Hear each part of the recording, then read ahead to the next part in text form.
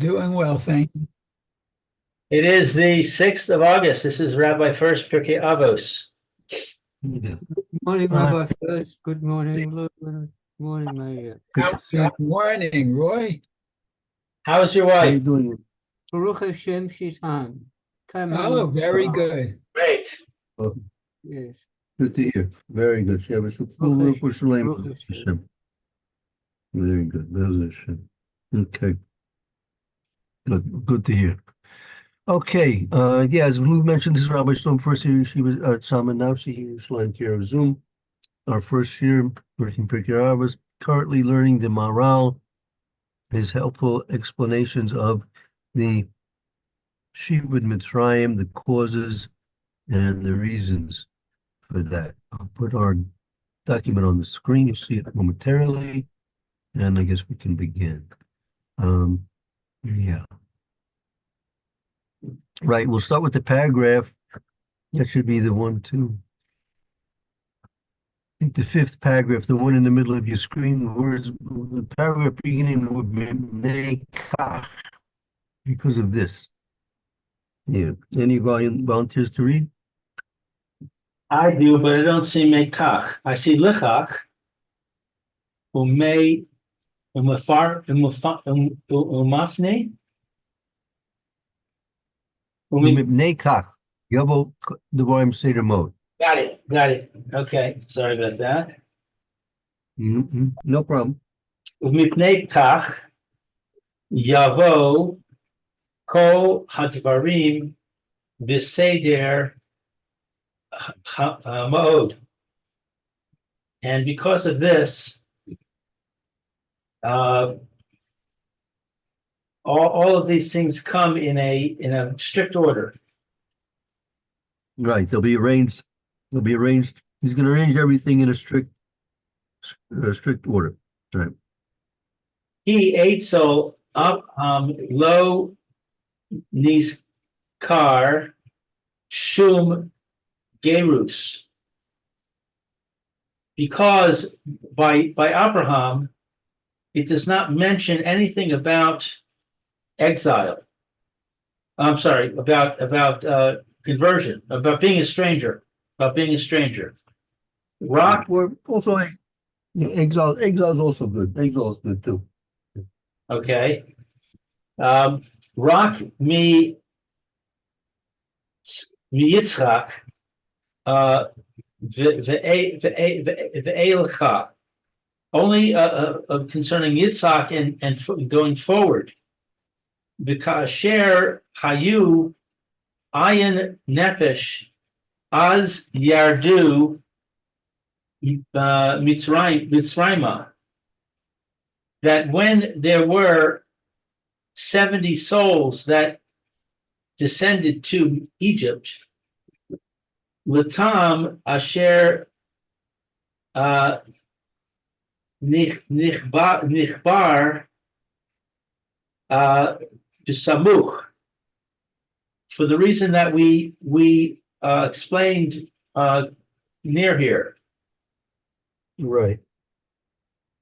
Umipnei ki lo hayu Yaakov ubanav re'oyim le'mitzrayim mitzad atzmam. And because Yaakov and his sons were not appropriate to Egypt on their own, Rak b'ma she'nichlalo ba'ayin nefesh haisa hatzvo min Yaakov lishas oso achar moso le'eretz Canaan achar she'nivdal hatzirof hazeh she'haya biklal be'ayin nefesh v'zahu la'achar moso. Okay, that's a long one. Only with with the fact that they were included with the 70 souls that were that came out from Yaakov at the time after the death for Eretz Canaan, after they were separated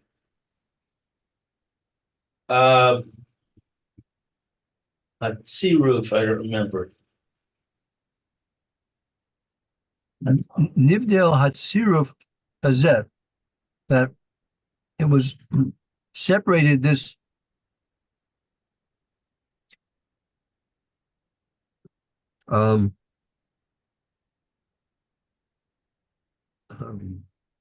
connection. It was separated this connection.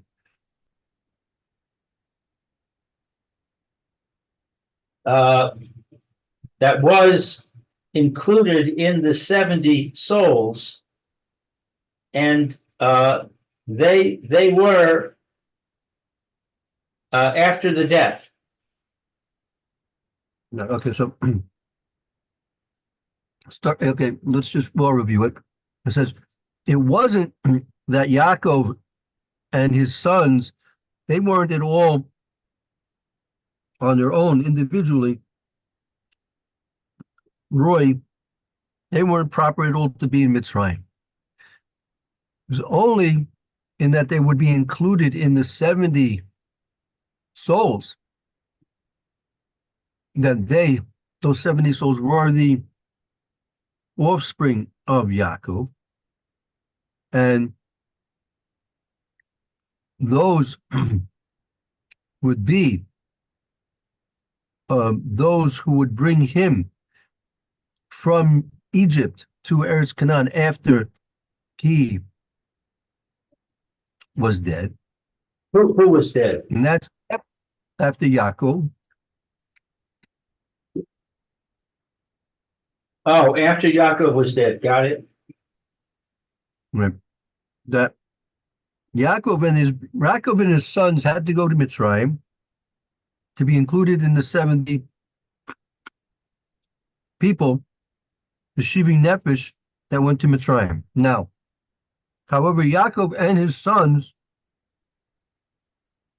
individually, they would not on their own be appropriate all to go down to Mitzrayim. And this is something which we see that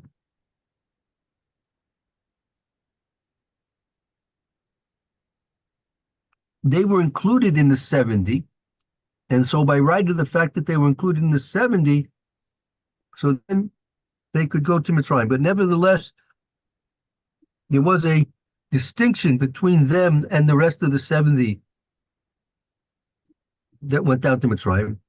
As we see that Yaakov himself was taken out of Mitzrayim through the bringing him out of Egypt for burial in Canaan.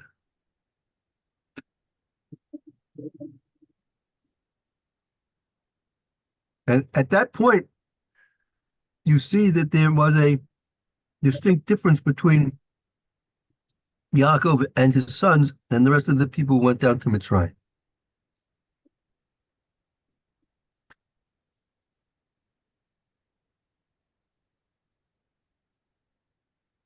So the connection it's talking about is the connection between Yaakov and the rest of the 70? Right, that was a necessary connection in order that the potential for the enslavement should exist. That with either Avram Avinu or Yitzhak and even the Yaakov and his sons, the Shibud could not potentially exist through them. It had to exist in a potential opportunity to be carried out on those who are of a less level than the Avos and the brothers.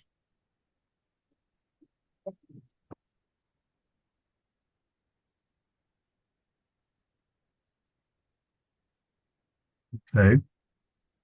וכן עצמוס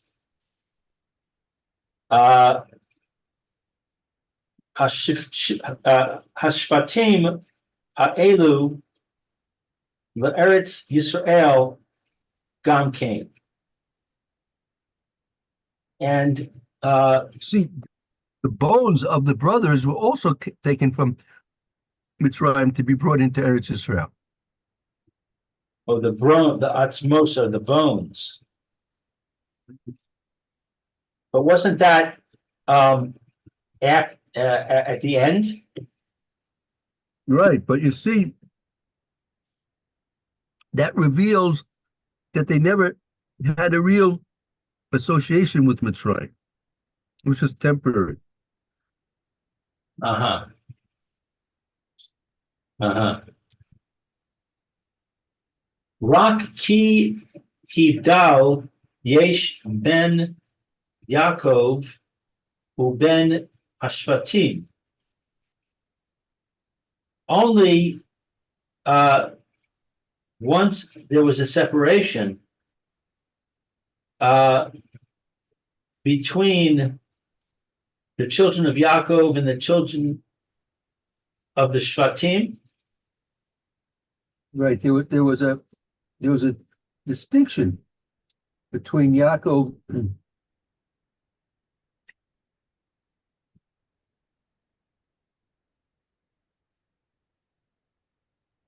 the rest. Right. Yaakov yoter mechai kas Messiah chas el Eretz Yisrael min hashvatim shehein yoter krovim el ayin nefesh.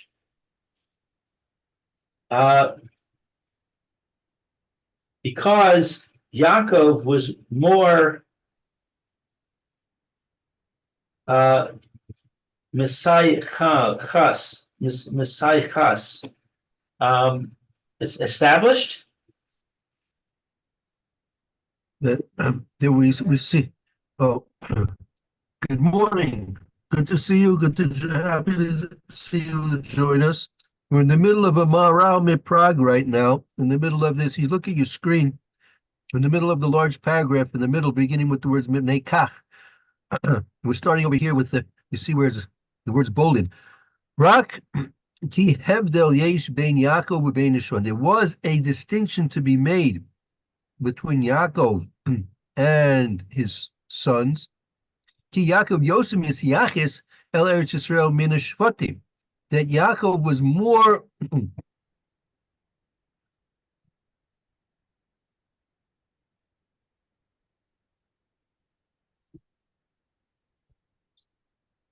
connected. Yaakov was more connected with Eretz Yisrael than the Shvatim were.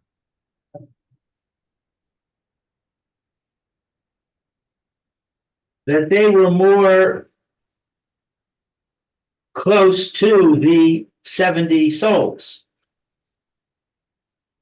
Right, that Yaakov, ki Yaakov Yosem Yisyaches el Eretz Yisrael min Shvatim shehein Yoser krovim al ayin nefesh. That Yaakov was the closest one to have a connection with Eretz Yisrael more than his sons, the Shvatim, and they more than the rest of their relatives, which were these 70 nefashos. Lefichach Yaakov ba le'eretz miyad b'moso Shvatim atzmosam bilvad. Therefore, Yaakov went to Israel through his death, and the Shvatim only their bones. Right. So since you see that Yaakov was more connected with Eretz Israel, that's why he had the privilege of he being buried in Eretz Israel. The Shvatim who were less connected, it was only their bones that were eventually brought to Eretz Israel. So that's indicative, that's an indication of the relative yichus, the relative connection that they had to Eretz Israel. He ha'avot ha'shivatim mitzad kedushtam ha'elyona roy lahem eretz hakedusha, because the Avos and the tribes, from the perspective of holiness,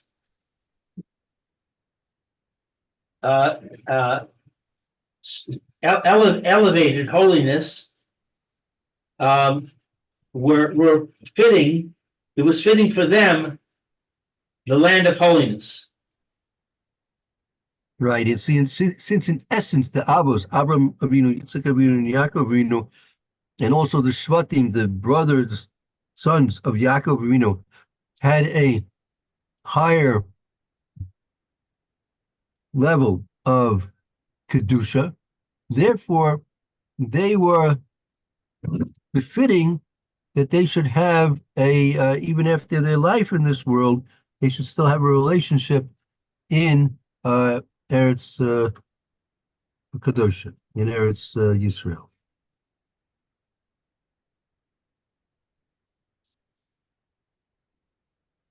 Rak mitzad shenichlal Yaakov im ayin nefesh v'chein hashvatim lechach ba'o mi Mitzrayma.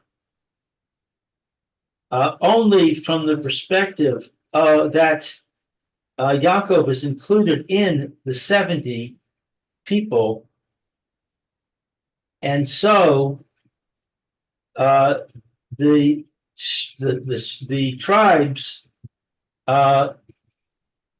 therefore came to Mitzrayim.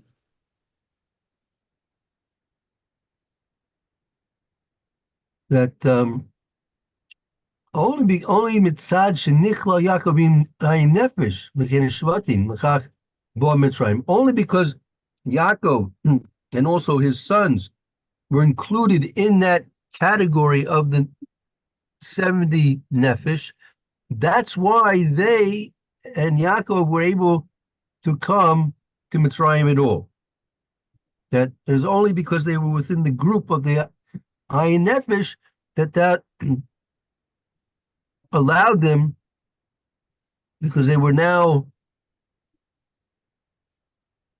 included in the larger group of the 70 nefesh. That's what allowed them to become and live in Eretz Mitzrayim, in Egypt. But really, they weren't on their own individually. They weren't on their own proper to be in Mitzrayim. So I have a philosophical question here. It says that the Shvatim were more holy than the rest of the people. Now, holiness is difficult to define, but one aspect of holiness is sexual impropriety. That you would say if you say somebody is very holy, or if A is holier than B, then you would expect that A is more meticulous. That one thing about at A, among all the many things, is that A is more meticulous about sexual impropriety. And yet we see Yehuda is involved in a scandal where he believes that he was having relations with a prostitute. So it wouldn't seem that he's so holy. Unless that was allowed in those days. That's a common mistake. It's a common misconception that you did something wrong with that. But you see that there was nothing wrong that he did. As a matter of fact, because I'll say that he actually made sure to guarantee for himself that she was of the purest type before he had relations with her. Also, you see from the fact that he sent people, messengers, to seek her out. He wasn't at all embarrassed. He wasn't interested in what was no necessity to hide what he did. It's a common mistake that I think that it was a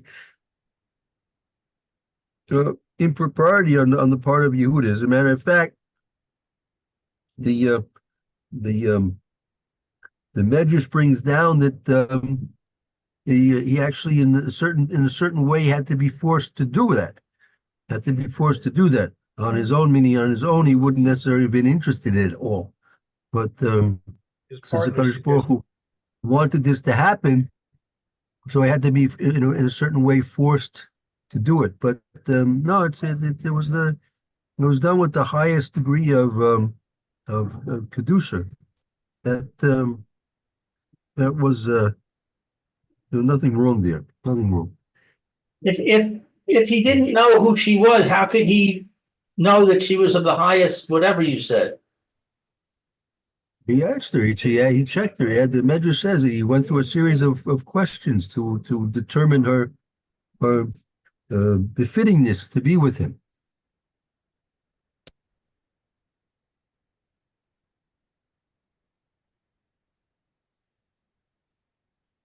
But when he does tshuva, he says she's more righteous than I am. What was that about? That was because he was choshed her. He was choshed her that she had been mizana, that she was not chaste the way she should have been chaste. Because what's she doing being pregnant? That was an admission not in terms of his relationship with her. That was an admission in terms of his mistake that he almost brought her to death. That he didn't realize that she was really in a certain way chaste. Although the question was, how could she be pregnant if she was really chaste?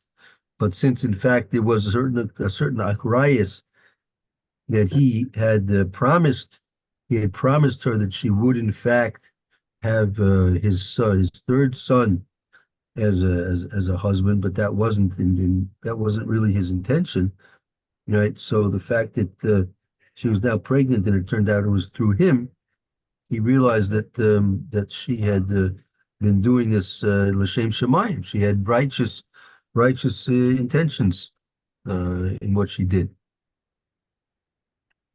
Okay, so if that's the case, it would seem to me that he should say she is righteous. But why does he say she's more righteous than me? That seems to be something negative about Yehuda. He's saying something in terms of himself. That was in terms of his suspecting her, right? That he suspected her in Stam to be playing around. It turns out she wasn't playing around at all. She had proper intentions in what she did. So when he realized it, that's how he expressed it. So she's more righteous than me in that I suspected her. So I was unrighteous in suspecting her. Right. No Don Liskov scoot.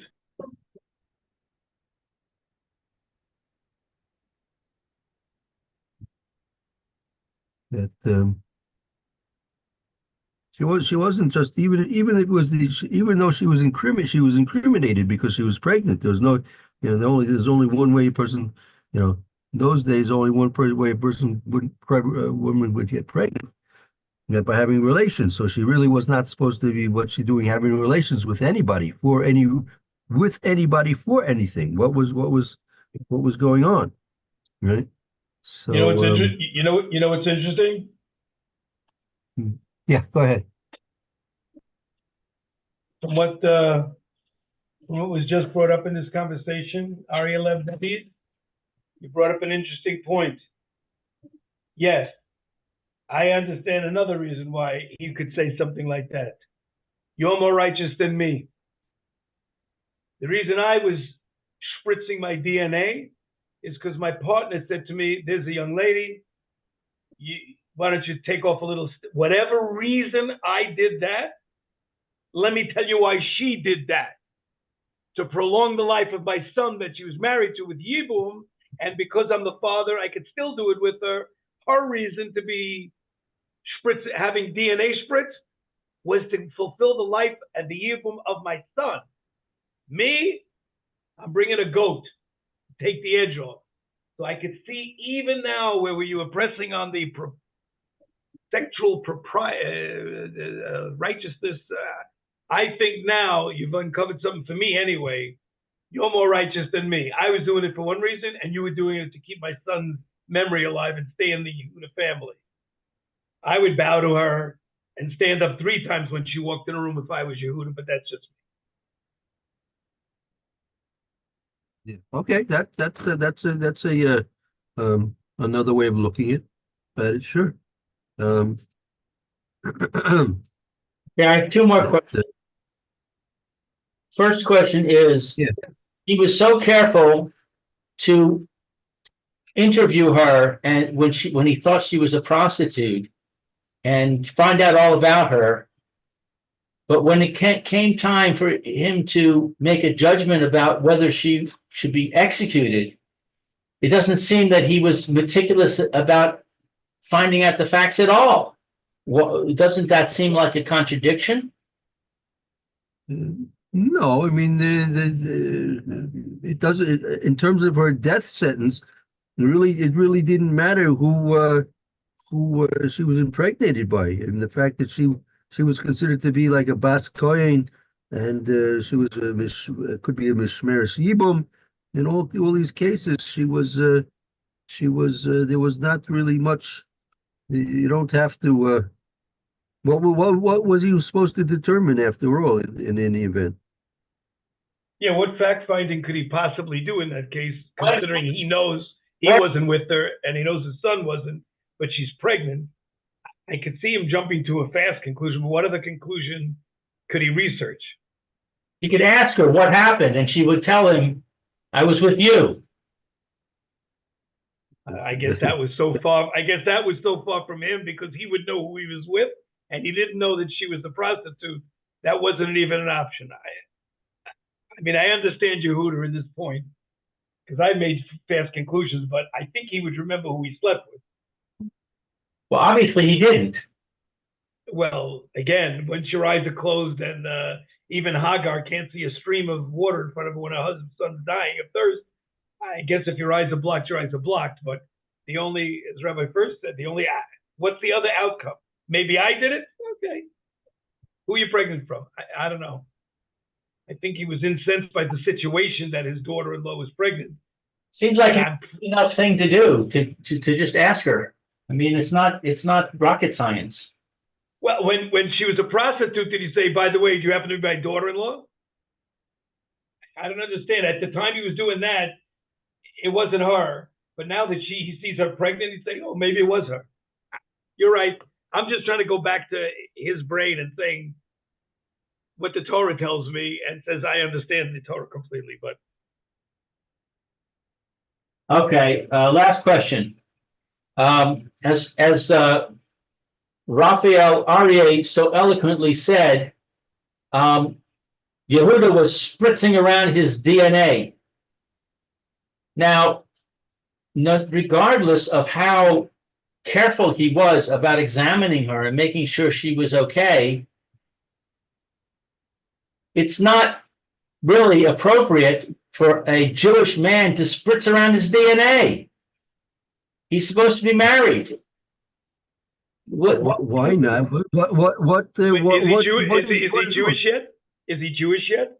If I told you that I was with a prostitute, I don't think you would find that to be a very good revelation. I don't think you would think too highly of me if I said that. After the Torah is given, for sure. I mean, there's nothing. The Chazal don't criticize him for any reason. Why should we? Wasn't criticized. It even says a prostitute shouldn't bring her wages to give to. I mean, it was known that the prostitutes existed. It didn't say kill them all. Yeah, that's because it's not like to bring an animal which was given to her because of her services. So that's pasuli mikdashim. That's not roy for the mizbeach. That's no, but there's nothing said that two men involved in an act, if one pays the other, he shouldn't bring his animal. The whole act is an abomination. It didn't say the prostitute said, first of all, she's an abomination, get her out of this world. And by the way, if she happens to bring in a little donkey, don't take it for a trade-in. What? You're approving? No, I'm not approving it. I said kill her. But if she happens to have in her possession an animal, it didn't say that. It said that her wage, like you said, the animal should not be brought in for the mizbeach. So that means it seems that prostitution was not acceptable. I didn't say anything, just that there was a form of trade that a person could have a donation to give. I'm saying before the Torah, what do I know? Rabbi, field the question. It's a good one. I have no idea, but I just always understood it. But prior to that, there were a lot of things that were done, marrying sisters and a lot of things. When we don't. I mean, obviously, it's the intention of the intention of Hakadosh Baruch Hu that people marry and have stable families and marriages. Because the problem with out of wedlock children is you don't know for sure who the father. You don't know who the father is, right? You don't know who the father is. You see by the case of the Navi, Hakadosh Baruch Hu told I'm not sure, Amos. I've forgotten Amos. He said he should take a wife, and then she's going to be unfaithful to him and have children. And he's nevertheless, even though he doesn't really know if the children that his wife bore were really his, that he's still going to have Rahmanas on them. So Kadosh Baruch Hu was teaching the Navi that don't be so fast to criticize Klal Yisrael and to condemn Klal Yisrael, even if Klal Yisrael is unfaithful.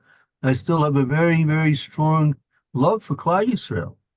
So he was teaching the Navi that he should have extra mercy in dealing with Klal Yisrael. But nevertheless, you see from that it's not in keeping with the intention of a Hakadosh Baruch Hu that people don't have children born out of wedlock. It's not good for the society. It's not good for the family structure. It's not good for the fabric of the social makeup of Klal Yisrael. So therefore, the Torah forbids Kadosh Baruch Hu's Soinei Zima, right? But nevertheless, at that time, Yehuda was not married. He was not being unfaithful to anybody.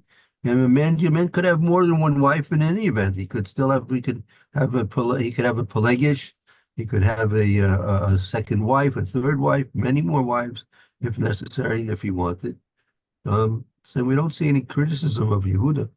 So I don't know. It doesn't seem logical that we should level our criticisms of Yehuda. The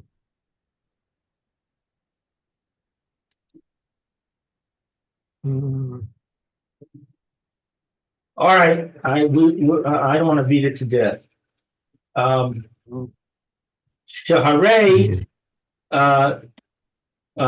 to Roa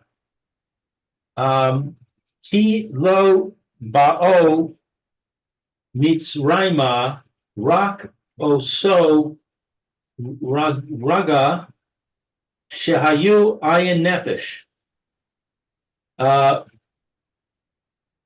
That we see, what is this word to roa? that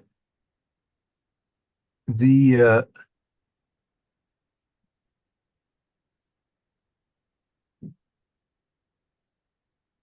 Shahari Tira, that because of this we see Ki lo vo Mitzrayim rak osa rega, only at that time shu ayin nefesh, at that point, that rega, that moment.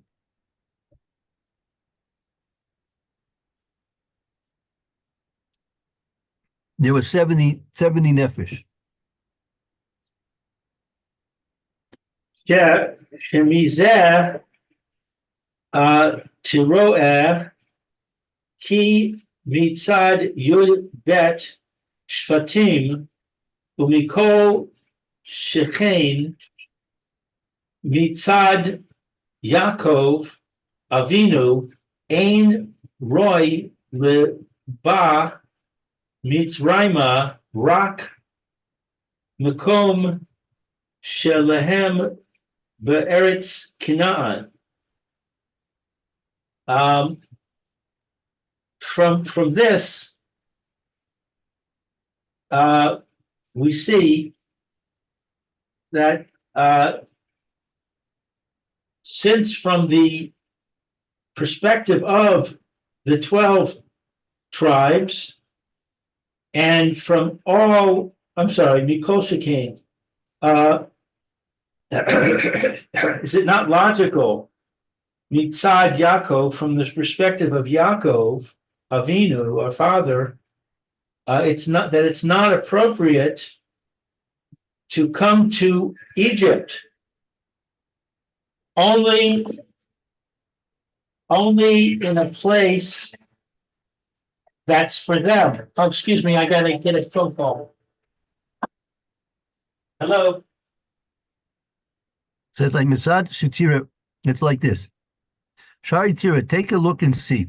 Ki lo ba Mitzrayim and rak osa rega shayo ayin nefesh. They didn't come to Egypt except at that exact point in time when they were 70 nefesh. As you know, probably Yocheved was born right in between as they were entering Mitzrayim. It was exactly at that moment in time when the family of Yaakov Avinu was exactly 70 nefesh. That's when they came to Mitzrayim, and that's very significant. Mizeh Shetira, from this you see Kimetzad Yud Beis Shvatim, that from the perspective, the aspect of the 12 sons of Yaakov Avinu, Mikol Shekain Mitzad Yaakov, and even more so from the perspective of Yaakov Avinu, Ein Roy Levo Mitzrayim. They were not at all fit, or it was not at all appropriate that they, Yaakov Avinu and his sons, it was not at all appropriate that they come to Egypt.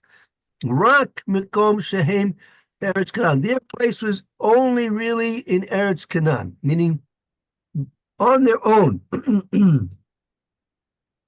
Yaakov Avinu and his sons, their place was Eretz Canaan.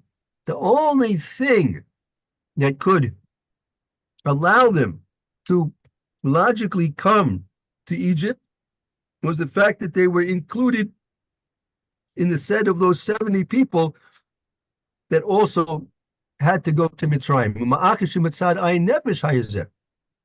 It was because of the fact that they were 70 nefesh. That's why Yaakov Avinu and his sons came to Mitzrayim also.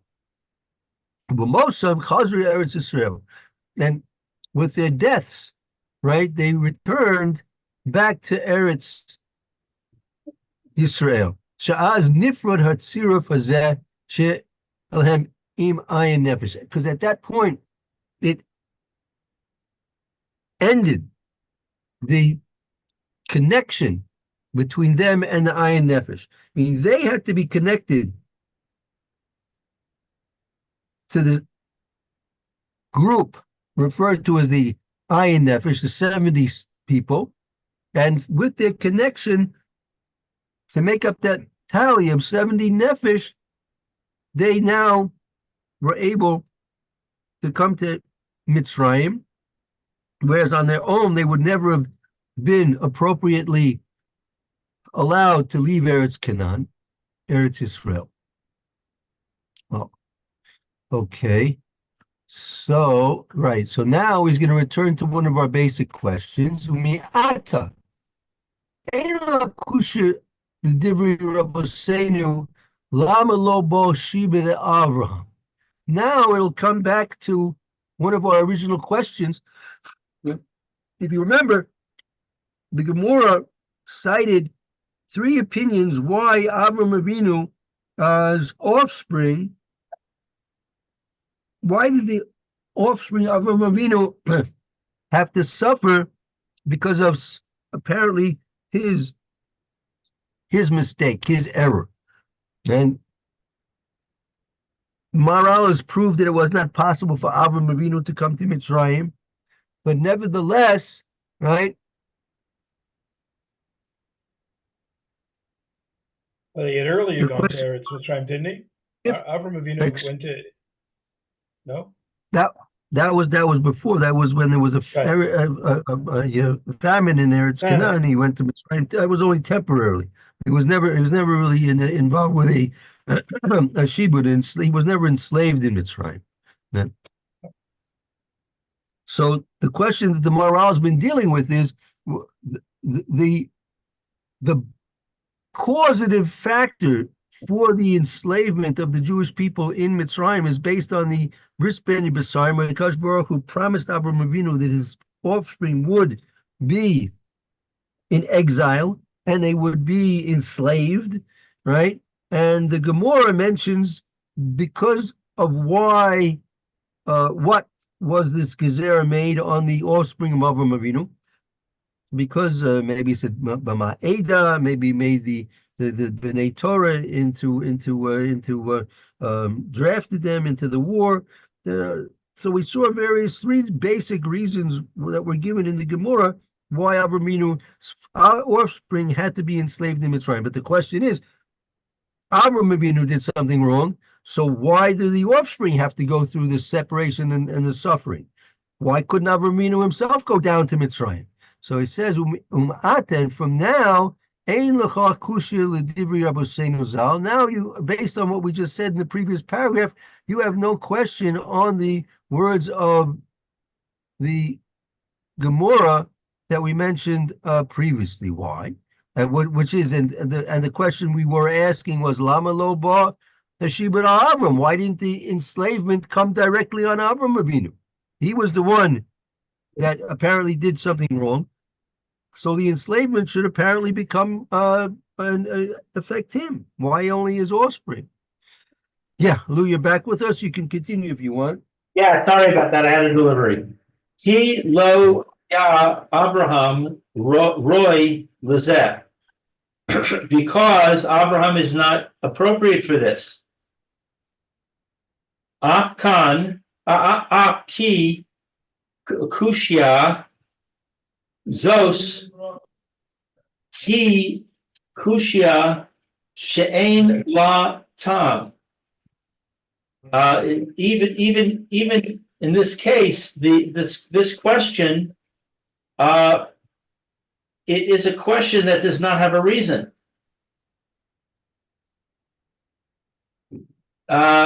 Ki lefa'amim yavo ha'onesh levanim velo la'av mitzad zeh. Since sometimes there comes a punishment on the fathers, on the children, and not for the father from this perspective. Ki zuchus ha'av magin la'atzmo. Because the merit of the father, what is magin? Will protect him. Will protect. Magin is a shield, right? Magin Avraham. Right. Because his merit protects him. Ma she'ein levanim ka'asher ein zuchus lahem. Nimtza ha'onesh aleihem v'lo ba'al ha'av mitzad zuchuso. What that is not the children, that it is not on the children when there is not merit for them. We find the punishment upon them, and it does not come on the father from the perspective of merit, his merit. V'haben hu alav likabel es ha'onesh. And the son, it is upon him to receive the punishment. V'chal ha'onesh al haben, and the punishment attaches itself to the son, below al ha'av, and not to the father.